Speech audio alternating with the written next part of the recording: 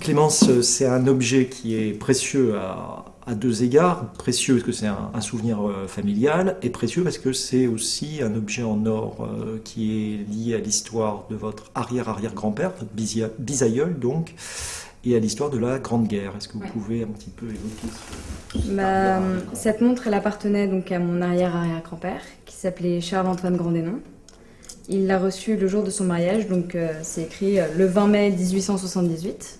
Là, c'est le portrait donc, de son épouse, qui s'appelait Gabrielle Velay. Et il y a une de ses mèches de cheveux. Ils ont eu ensemble donc 5 enfants, et je connais donc 3 de ses fils. Donc il y a eu Henri, qui était le premier fils, parce que tous les aînés de ma famille s'appellent Henri.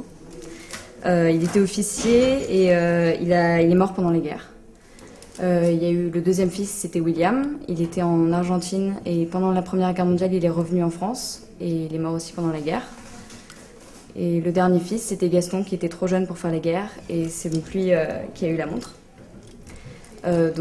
Charles-Antoine Grandénon, il est mort le 21 septembre 1914, quand il avait 64 ans.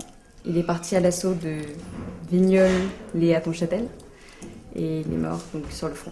Il voulait absolument faire la guerre, même si quand on est général, on peut, après 50 ans, s'abstenir de faire la guerre. Il a quand même voulu y aller. Et je sais qu'après, ses fils ont fait la même chose. Ses fils sont aussi tombés au combat. Enfin, 2 de ses fils sont aussi tombés au combat. Dans quelle guerre? Dans la même. D'accord. Ils sont aussi tombés, ils étaient assez jeunes, je crois. Enfin, 2 de ses fils sont tombés. Gaston, il ne pouvait pas aller à la guerre parce qu'il était vraiment trop jeune. Et après, donc Gaston a donné la montre à mon grand-père.